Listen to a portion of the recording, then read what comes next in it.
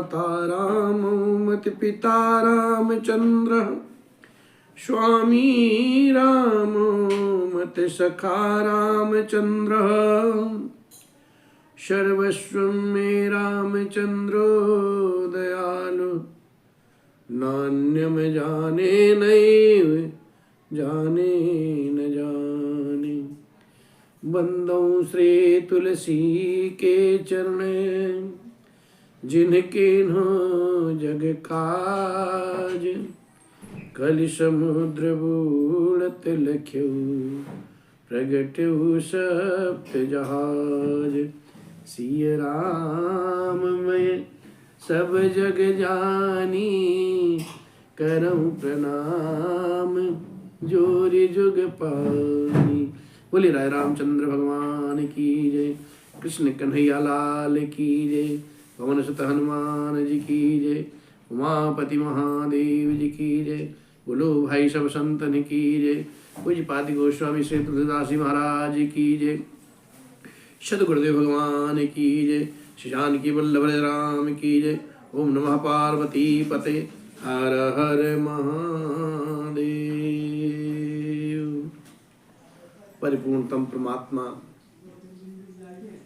अकारण करुणालय वरुणालय भगवान राघवेंद्र सरकार को साष्टांग नमन बंदन।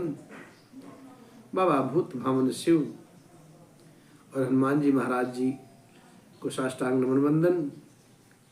पूज्यपाद गोस्वामी जी महाराज एवं सद्गुरुदेव भगवान के पावन पुनीत चरण में बार बार नमन वंदन। और सुधीर श्रोता वृंद स्नेही जन भगवान के रसिक माई बाप भाई बहन आप सभी को सादर जय श्री राम। और जैसा कि आप सबको विदित है कि भगवान की कथा जो है निरंतर हम गा पा रहे हैं, आप सुन पा रहे हैं। भगवान की ही कृपा है और इसमें दूसरा कोई और कारण नहीं है। और भगवान की ऐसी ही कृपा हम सब पर बरसती रहे, इसी आशा विश्वास के साथ आप सभी जन को बहुत बहुत बधाई, बहुत बहुत अभिनंदन, बहुत बहुत साधुवाद। आप सब जानते हैं कि कथा भगवान राघव का जो पावन चरित्र है, अभी ये प्रसंग भरत भैया के शील स्नेह और प्रेम और राम जी के मध्य में वार्ता चल रही है। सभागार जुटा हुआ है, सभा लगी हुई है। जनक राज जी का आगमन होता है। जनक राज जी महाराज का समाचार सुनते ही राम जी मिलने के लिए तत्क्षण चले जाते हैं। और फिर जनक राज जी का आगमन होता है सभा में। हलचेल पूछते हैं एक दूसरे का, सारी वार्ता होती है। राम जी की दशा को देख करके, स्थिति को देख करके जनक राज जी बहुत व्यथित होते हैं। और जिस दिन जनक राज जी महाराज पहुंचते हैं, उस दिन वहां पे कोई अन्न जल ग्रहण नहीं करता है। सब लोग दुखी हैं और सभी जन यही सोच रहे हैं किसी न किसी प्रकार से कि राम जी को किस तरह से और वापस लिया जाए। सब अपनी अपनी युक्ति लगाते हैं। और दूसरे दिन सभी लोग निवृत्त होकर के मंदाकिनी में स्नान करते हैं और फिर चित्रकूट के उस सभा पांडाल में पहुंचते हैं। फिर राम जी सकचाते हुए पूछते हैं कि आप सब कुछ नहीं, कल से खाए पिए अन्न जल नहीं किया ग्रहण, अब कुछ कंद मूल फल खाइए, कुछ तो ग्रहण कर लीजिए। राज जी महाराज कहते हैं यहाँ अन्न उचित नहीं है खाना।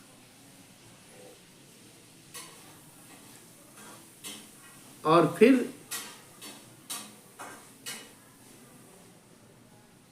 जनकराज जी जहाँ बैठे हैं, जिस वन्य प्रदेश में गए हैं चित्रकूट में, वहाँ की वन की मनोहरता गोस्वामी तुलसीदास जी महाराज जी बड़ी बारीकी से लिखे हैं। पूरा वन सभी के अनुकूल है, सभी वन में हरितमा छाई हुई है। जितने वृक्ष हैं सब फलों से युक्त हैं और मानो ऐसा लगता है कि वसुधा जनक जी की पहुनाई के लिए बिल्कुल तैयार खड़ी है। सभी जनकपुर वासी नहा नहा करके श्री रामचंद्र जी, जनक जी और मुनि की आज्ञा पा करके सुंदर वृक्षों को देख देख करके प्रेम में भर करके जहां तहां उतरने लगे। पवित्र सुंदर और अमृत के समान स्वादिष्ट अनेकों प्रकार के पत्ते, फल, मूल और कंद श्री राम जी के जो गुरु वशिष्ठ जी महाराज जी हैं, सबके पास बोझे भर भर के आदर पूर्वक भेजते हैं। जो वहाँ के केवल कोल के किरात हैं, तो वे पितर, देवता, अतिथि और गुरु की पूजा करके सभी जन उस फल का ग्रहण करने लगे, फलाहार करने लगे। इस प्रकार से साहब पूरे 4 दिन बीत गए और 4 दिन ऐसे बीत गए कि भगवान के दर्शन कर करके सभी लोग निहाल हैं, किसी को कुछ भी समय का भान नहीं होता है, सभी सुखी हैं दोनों। इस प्रकार से जब दैव सबके अनुकूल हो तभी श्री राम जी के पास वन में निवास हो सकता है। मंदाकिनी जी का तीनों समय स्नान और आनंद, वहां का वातावरण, रम्यता, मंगलों की खान और उस मंगलमय परिदृश्य में भगवान राघवेंद्र का रूप दर्शन, राम जी के पर्वत जो कामदनाथ, वन और तपस्वियों में घूमना फिरना और अमृत के समान कंद मूल फल का ग्रहण करना। 14 वर्ष तो ऐसे बीत जाएंगे साहब कि समय का पता ही नहीं चलेगा। सभी दोनों समाज, जनकपुर के जितने भी निवासी हैं और अवधवासी हैं, कोल किरातवासी हैं, सभी लोग यही सोच रहे हैं प्रभु का सानिध्य मिलेगा तो हम सब ऐसे यहीं पर 14 वर्ष तो पता ही नहीं चलेगा। सब लोग यही कह रहे हैं कि इस सुख के योग्य, हम इस सुख के योग्य नहीं हैं, हमारे ऐसे भाग्य कहाँ। दोनों समाजों का श्री रामचंद्र जी के चरणों में सहज ही स्वभाव ही प्रेम है साहब। इसी प्रकार से सभी लोग अपना अपना मनोरथ भगवान विधाता से यही मनाते हैं, प्रेम में अनुनय विनय करते हैं और प्रफुल्ल चित्त रहते हैं। बाबा इसी भाव में लिखते भी हैं कि यही विधि सकल मनोरथ करही, बचन सप्रेम सुनत मन हरही, सिय मातु तेहि समय पठाई, दासी देखी सुअवसर पाई, सावकाश सुनी सब सिय सासु, आयऊ जनक राज निवासु, कौसल्या सादर सन्मानी, आसन दिए समय समझानी, आसन दिए समय समझानी। इस प्रकार से सभी लोग अपना अपना मनोरथ कर रहे हैं। उनके प्रेम युक्त वचन सुनते ही और सुनने वालों के मनों की जो व्यथा है वो सब हर लेते हैं उसी समय। कि सभी लोग अपने अपने मनोरथ एक दूसरे से कह रहे हैं और उसी क्षण में सीता जी की जो मैया श्री सुनैना जी हैं उनकी भेजी हुई दासियां कौशल्या जी आदि के मिलने का सुंदर अवसर देख करके आती हैं कि कैसा माहौल है, क्या कौशल्या जी से हम सब मिल सकते हैं। और उनसे यह सुन करके कि श्री सीता जी की सब सासुएं इस समय फुर्सत में हैं। जनकराज जी का निवास उनसे मिलने आया। कौशल्या जी ने आदर पूर्वक सबका सम्मान किया है, आदर किया है और समयोचित आसन ला करके दिए। विराजिए।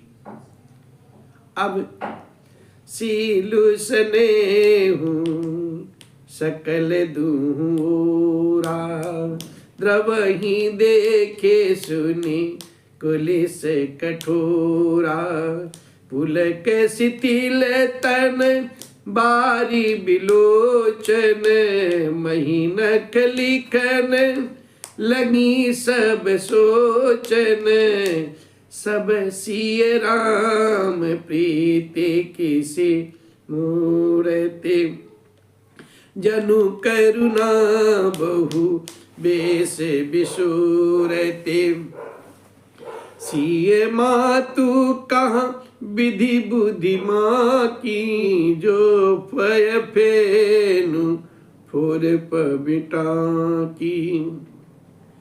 दोनों ओर इधर सुनैना जी की तरफ और इधर कौशल्याम्बा की तरफ, दोनों ओर सबके सील और प्रेम को देख करके और सुन करके कठोर वज्र भी पिघल जाते साहब। ऐसा आपस में प्रेम है, ऐसा सील है, ऐसा स्नेह है।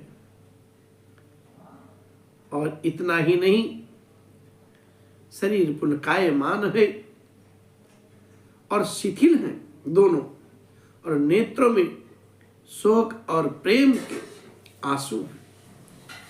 सब अपने पैरों के नखों से जमीन कुरेदने और सोचने लगी, क्या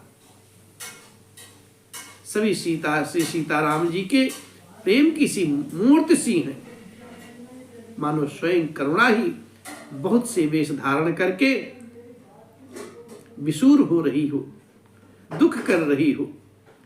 श्री सीता जी की मैया जो है सुनैना जी ने कहा है कि विधाता की बुद्धि बड़ी टेढ़ी है, जो दूध के फेन जैसी कोमल वस्तु को वज्र की टांकी से फाड़ रहा है, अर्थात जो अत्यंत कोमल और निर्दोष है उन पर विपत्ति ढा रहा है। ऐसी अमृतमयी वचन सुन करके सुनिए सुधा देखी यही गरल, सब कर तोति कराल, जहाँ तहाँ काक उलूक बक, मानस सकृत मराल। अमृत केवल सुनने में आता है और विष जो है जहां तहां प्रत्यक्ष देखे जाते। विधाता की सभी करतूतें बड़ी भयंकर हैं। जहां तहां कौवे, उल्लू और बगुले ही दिखाई देते हैं, हंस तो एकाध कहीं मानसरोवर में ही मिलता है। इस प्रकार से सनिस सोचे कह देवी सुमित्रा, विधिगति बड़े विपरीत विचित्रा, जो सज पालई है रही बहोरी, बाल के लिसम विधिमति भोरी, कौशल्या कह दोष न काहू, कर्म विबस दुख सुख क्षति लाहू, कठिन कर्म गति जान विधाता, जो शुभ अशुभ सकल फल दाता।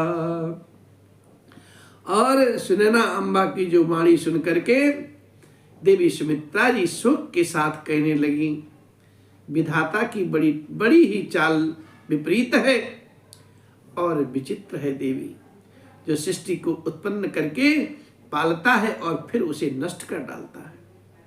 विधाता की बुद्धि बालकों के, बच्चों के खेल के समान भोली और विवेक शून्य है।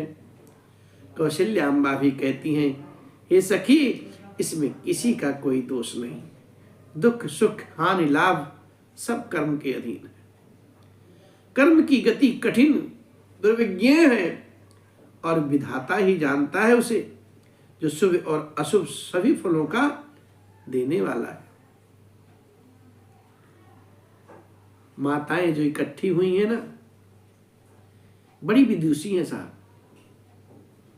कौशल्या अम्बा, सुमित्रा अम्बा, कैकेयी अम्बा, इधर सुनैना अम्बा, सारी बड़ी विदुषी और सब तत्व को जानने वाली भगवान की मैया है, मेरे राम जी की मैया है, नारायण की माँ। तो ऐसे साधारण स्त्री तो है नहीं। उसी प्रकार से जगत जननी माँ सियाजू की अम्बा है सुनैना जी, साधारण स्त्री नहीं है, सब कुछ जानती है। जनकराज जी की अर्धांगिनी साधारण गति से नहीं है और सब लोग विवेकमय बातें कर रही हैं। और फिर कहती है, इस रजाई से सब ही के उत्पत्ति थित लय बिसहु अमी के, देवी मोह बस सोचिए बादी, विधि प्रपंच अस अचल अनादि, भूपति जी अब मरब उर आनी, सोचिए सखी लखी निज हित हानि, सीय मातु कह सत्य सुबानी, सुकृते अवधि अवधपति रानी। और कौशल्याम्बा कहती हैं, ईश्वर की आज्ञा सभी के सिर पर है। उत्पत्ति स्थित पालन और लय संहार तथा अमृत और विष भी सिर पर ही है। ये सब भी उसी के अधीन है। हे देवी, मोह बस सोच करना व्यर्थ है। विधाता का प्रपंच ऐसा ही अचल और अनादि है। महाराज के स्वर्ग गमन और जीने की बात को हृदय में याद करके जो चिंता करती हैं, तो वो हे सखी, हम अपने ही हिति और हानि को देख करके स्वार्थवश करती हैं। सीता जी की मैया ने कहा, आपका कथन सत्य है, बिल्कुल सत्य है और उत्तम भी है। आप पुण्यात्माओं के सीमा रूप अवधपति महाराज दशरथ जी की तो रानी ही तो है, फिर भला ऐसा क्यों ना आप कहेंगी। सब लोग बैठ के आपस में विचार कर रही हैं और कहती हैं कि लखन राम सिय जाहु बन, भल परिणाम न पोचु, गाहबर ही कह कौशिला, मोहि भरत कर सोच। कौशल्या अम्बा सुनैना जी से कहती हैं, हे देवी, मेरे हृदय में यही दुख है कि राम लक्ष्मण और सीता वन में जाए, इसका परिणाम मुझे नहीं, इसका परिणाम तो अच्छा ही होगा, बुरा नहीं होगा, लेकिन मेरे भरत की चिंता मुझे है कि भरत का क्या दशा होगा। और फिर कहती हैं कि ईश प्रसाद आशीष तुम्हारे, सुत सुत बधु देव सरि बारे, राम सपथ मय कीन न काऊ, सो कर कहूँ सखी सति भाऊ, भरत शील गुण विनय बड़ाई, भायप भगति भरोसे भलाई, कहत सार दहु कर्मति हीचे, सागर सीप की जाही उलीचे, सागर सीप की जाही उलीचे। कौशल्याम्बा कहती हैं, ईश्वर के अनुग्रह और आपके आशीर्वाद से मेरे चारों पुत्र और चारों बहुएं गंगा जी के जल के समान पवित्र हैं। हे सखी, मैंने कभी श्री राम की सौगंध नहीं की, सो आज मैं श्री राम की शपथ करके सत्य भाव से कहती हूं कि भरत जी के शील, गुण, नम्रता, बड़प्पन, भाईपन और भक्ति, भरोसे और अच्छेपन का वर्णन करने में सरस्वती अम्बा की बुद्धि भी हिचकती है। क्या कहीं सीप से कभी समुद्र उलीचा जा सकता है? इस प्रकार से मैं भरत जी को सदा कुल का दीपक जानती हूं। और महाराज जी बार बार मुझसे यही कहा करते थे कि सोना कसौटी पर कसे जाने पर रत्न पारखी जो जौहरी के मिलने पर ही पहचान जाता है। सोना, रत्न, सोना को बार बार कसौटी पे रगड़ो और जब जौहरी के पास जाएगा तभी वो पहचाना जाता है। इसलिए वैसे ही पुरुष की परीक्षा समय पड़ने पर उसके स्वभाव से उसका चरित्र देख करके हो जाती है। राजा जी यही कहते थे और कहते थे, जानहु सदा भरत कुल दीपा, बार बार मोहि कहो महीपा, कसे कनक मनि पारिख पाए, पुरुष परिख ही समय सुभाए, अनुचित आजु कहब अस मोरा, शोक स्नेहु सयान पथोरा, सुन सुर सर सम पावनि मानी, भई स्नेह बिकल समरानी। और कहती हैं, आज मेरा यह कहना भी अनुचित है, शोक और स्नेह में सयानापन जो विवेक होता है ना, वो कम हो जाता है। लोग कहेंगे मैं स्नेहवश भरत की बड़ाई कर रही हूं, और कौशल्या जी की गंगा जी के समान पवित्र करने वाली वाणी सुनकर के सब रानियां स्नेह के मारे विकल हो उठी। इतनी बढ़िया बात कौशल्याम्बा कहती हैं। और कहती हैं कौशल्याम्बा फिर धीरे धीरे के कहती हैं, कौशल्या कहा धीर धरी, सुनहु देवी मिथिलेसी, को विवेक निधि बल्लभहि, तुम ही सकई उपदेसी। कौशल्या जी फिर बड़े धीर भाव में, प्रेम भाव से में कहती हैं, हे देवी मिथिलेश्वरी, सुनिए, ज्ञान के भंडार श्री जनक जी की जो प्रिया, आपको कौन उपदेश दे सकता है?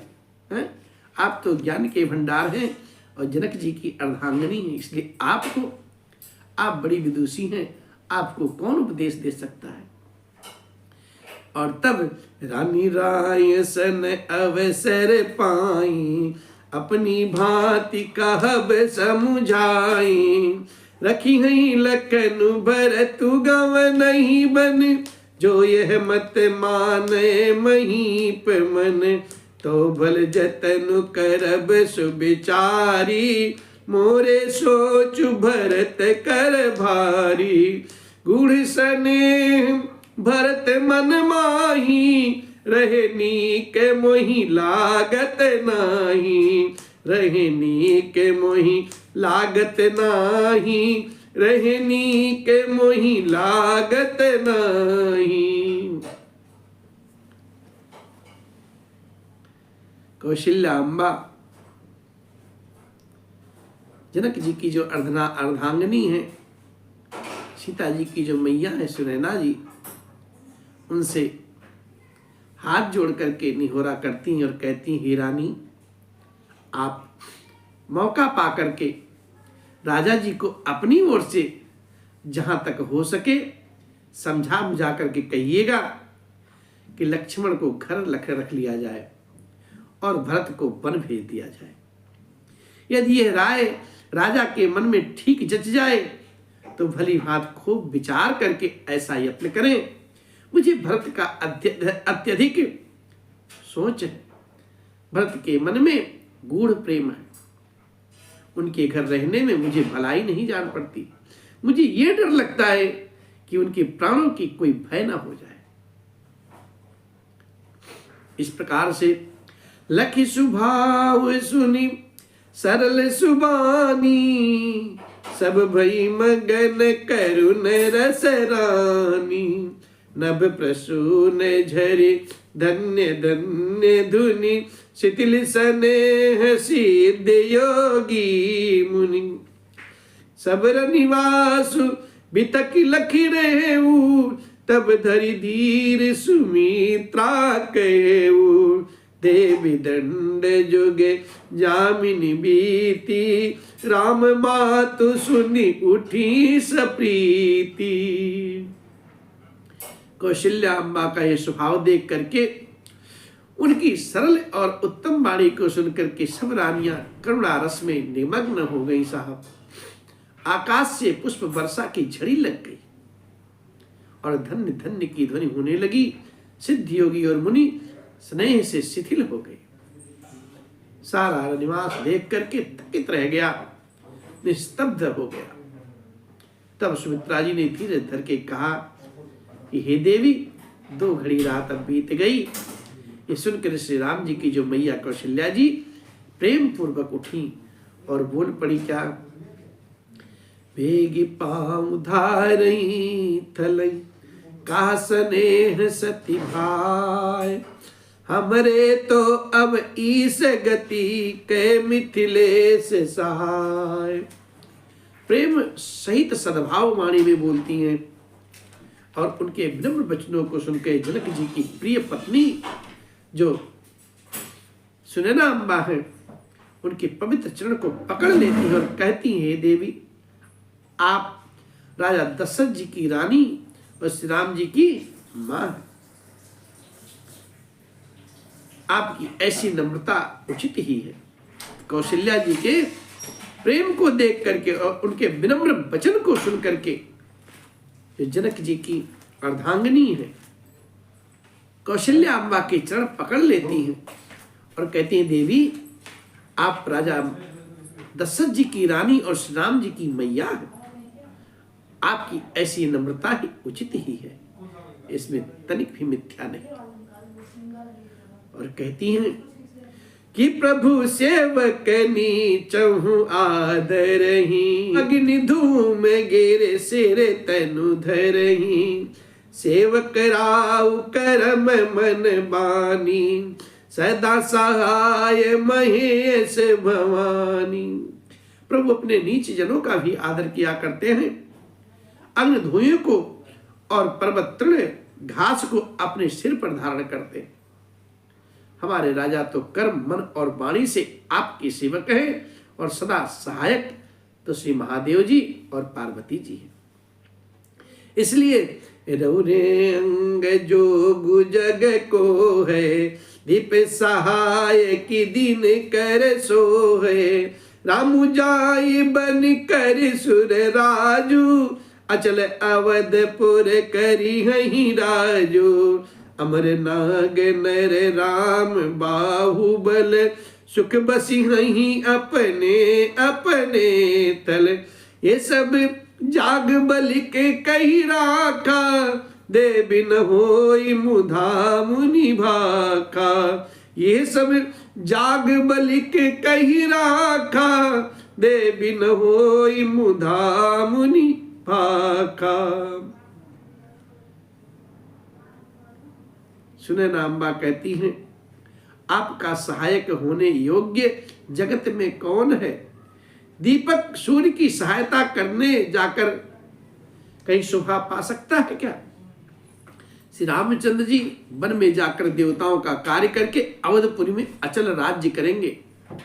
देवता, नाग और मनुष्य सब श्री रामचंद्र जी की भुजाओं के बल पर अपने अपने स्थानों लोकों में सुख पूर्वक बसेंगे। ये सब याज्ञवल्क्य मुनि जी पहले से ही कह रखे हैं। हे देवी, मुनि का वचन व्यर्थ नहीं होगा, झूठा नहीं हो सकता।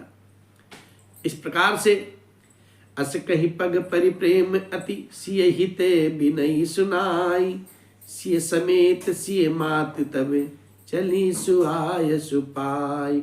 ऐसा कहा करके बड़े प्रेम से पैरों को पकड़ करके श्री सीता जी को साथ भेजने के लिए विनती करके कहती हैं, अगर आपकी आज्ञा हो तो बेटी को ले जाऊं थोड़ी देर के लिए। और सुंदर आज्ञा कौशल्याम्बा, हाँ हाँ जरूर।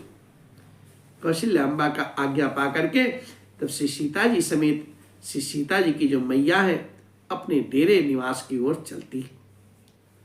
अब सीता जी अपनी माँ के साथ अब जो मिथिला का जो निमकुल का समाज है वहाँ पहुँचती हैं। और प्रिय परिजन जो लोग मिलते हैं वैदेही से, जो जही भांति तेहि तेहि तेहि।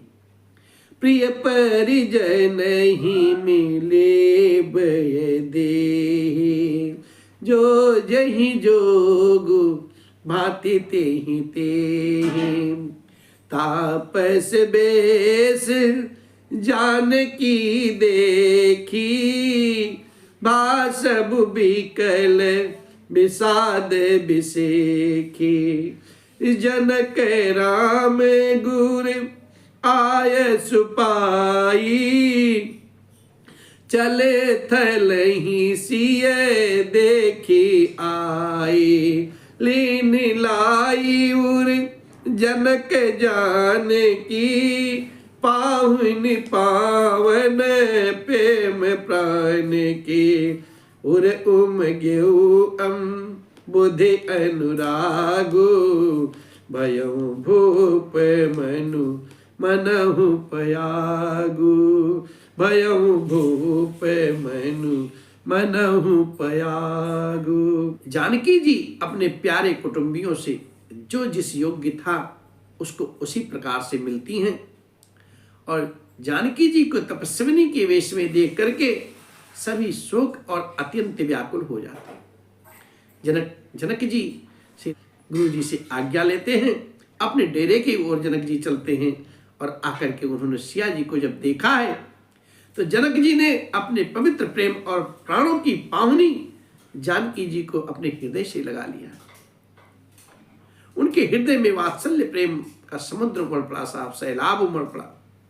राजा का मन मानो प्रयाग हो गया हो। और उस समुद्र के अंदर उन्होंने आदि शक्ति से सीता जी के अलौकिक स्नेह रूपी अक्षय वट को बढ़ते हुए देखा है। उस सीता जी के प्रेम रूपी वट पर श्री राम जी का प्रेम रूपी बाल रूपधारी भगवान सुशोभित हो रहे। उसी हिसाब से पूज्यपाद गोस्वामी जी महाराज लिखे भी हैं, सिय स्नेह बटु बाढ़त जोहा, तापर राम प्रेम शिशु सोहा। चिरजीवी मुनि ज्ञान विकल जनु, बूढ़त लहो बाल अवलंबन। मोह मगन मति नथि नहीं विदेह की, महिमा सिय रघुवर स्नेह की। जनक जी के हृदय में वात्सल्य प्रेम इतना उमड़ पड़ा, उसका वर्णन पूज्यपाद गोस्वामी जी महाराज बड़ी बारीकी से करते हैं। इतना प्रेम अथाह समुद्र की भांति कि राजा का जो हृदय है, मन है, मानो साक्षात प्रयाग हो गया। और उस समुद्र के अंदर उन्होंने आदि शक्ति से सीता जी के अलौकिक स्नेह की वक्षय वट को अपने हृदय में बढ़ते हुए पाया है। उस श्री सीता जी के प्रेम रूपी वट पर श्री राम जी का प्रेम रूपी जो बालक है, बाल रूपधारी भगवान सुशोभित हो रहे हैं। जनक जी का ज्ञान रूपी चिरंजीवी मार्कंडेय मुनि व्याकुल होकर के डूबते डूबते मानो उस श्री राम प्रेम रूपी बालक का सहारा पाकर के बच गया हो। वस्तुतः ज्ञान श्रोमणी विदेह राज्य की जो बुद्धि है मोह में मग्न नहीं है साहब। ये तो श्री सीताराम जी के प्रेम की ही तो महिमा है, जिसने उन जैसे महान ज्ञानी के ज्ञान को भी विकल कर दिया है। अब सिए पितु मात स्नेह बस, विकल न सकी संभारी। धरनि सुता धीरज धरऊं, समय सुधरम विचारी। पिता माता के प्रेम के मारे से सीता जी ऐसी विकल हो गईं वो अपने आप को संभाल न सकी, परंतु परम धैर्यवती पृथ्वी की जो कन्या है श्री सीता जी ने समय और सुंदर धर्म का विचार करते हुए बड़े धैर्य धारण किया है उन्होंने। और जनकराज जी महाराज जब सिया जी को तापस वेश में बलकल वस्त्र में देखते हैं तो उनको विशेष प्रेम और संतोष होता है। उन्होंने कहा, उनके मुख से ये शब्द निकल पड़े कि पुत्री पवित्र के कुल दो, सुजस धवल जगु कह सबु को, जित सुर सरी कीरति सरी तोरी, गमनु कीन बेदे अंड करो रे, गंग अवनि थल तीन बड़े रे, यही किए साधु समाज घने रे, यही किए साधु समाज घने रे। श्री सीता जी को तपस्विनी के वेश में देख करके जनक जी महाराज को अत्यंत प्रेम और संतोष होता है विशेष प्रकार का, और उन्होंने तुरंत कह डाला, उनके मुखारविंद से शब्द निकलते, बेटी तूने दोनों कुल पवित्र कर दिए, तेरे निर्मल जस से सारा जगत उज्जवल हो गया है, ऐसा सब लोग कहते हैं। तेरी कीर्ति रूपी नदी देव नदी गंगा जी को भी जीत करके जो इसकी जो एक ही ब्रह्मांड में बहती है, करोड़ों ब्रह्मांडों में बह चली है। गंगा जी ने तो पृथ्वी पर 3 ही स्थानों पर हरिद्वार, प्रयाग और गंगा सागर को बड़ा तीर्थ बनाया है, पर तेरी इस कीर्त नदी ने तो अनेकों संत समाज रूपी तीर्थ स्थान को महान बना दिया, तीर्थ स्थान बना दिया। और पितु कहा सत्य स्नेह सुबानी, सिए सकुच महु मनहु समानी, पुनि पितु मातुलीन उर लाई, सिखिय शेष हित दीन सुहाए, कहति न सिए सकुच मन माही, यहाँ बस रजनी भल नाही, लख रुख रानी जनायऊ राऊ, हृदय सराहत शील सुभाऊ, हृदय सराहत शील सुभाऊ। सीता जी कुछ कहती नहीं है, परंतु मन में सकुचा रही है सिया जी, और सोचती हैं कि रात में सासुओं की सेवा छोड़ करके यहाँ रहना उचित नहीं है। रानी सुनैना जी ने जानकी जी का रुख देख करके उनके मन की बात को समझ करके और राजा जनक जी को बता दिया है, जना दिया है। तब दोनों अपने हृदयों में श्री सीता जी के शील और स्वभाव की सराहना करने लगे, और फिर बिटिया से बार बार मिलके और फिर सिया जी को विदा कर देते हैं। बार बार मिल भेंट सिए विदा कीन सन्मानी, कहीं समय सिर भरत गति रानी सुबानी सयानी। राजा रानी दोनों परस्पर सिया जी से बार बार मिलते हैं और हृदय लगा करके सम्मान पूर्वक से सीता जी को विदा किया है। और चतुर रानी ने मौका पा करके राजा जी से सुंदर वाणी में भरत जी की दशा का वर्णन करती है। अब आज की कथा यही विराम लेती है। भगवान राघवेंद्र की कृपा रही, कल फिर कथा गाएंगे। आप सब जरूर सुनिए। बहुत बहुत साधुवाद, बहुत बहुत धन्यवाद।